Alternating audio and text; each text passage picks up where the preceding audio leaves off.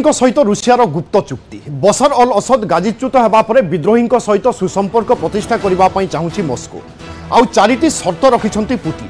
शर्त number 1 Syria रे थिबा रूसियार मिलिटारी बेस को कौन क्षति पहुंचाइबे नाही।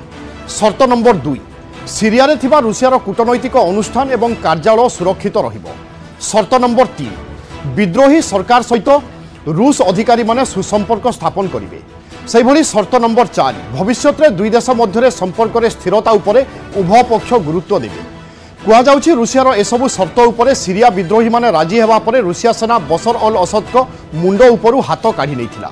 या सहित असद किभली सीरियारू बाहरी मस्को रे सुरक्षित पहुंचीबे से नै मध्य बाट बाहर करिथिला। कारण पुतिन जानि सारिथिले बशर अल असद गादीच्युत हेबा पई जाउछंती।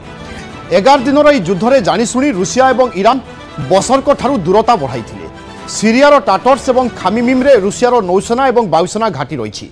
एठारे लड़ुआ विमान मिजाइल ड्रोन एवं एयर डिफेन्स सिस्टम मध्य रही।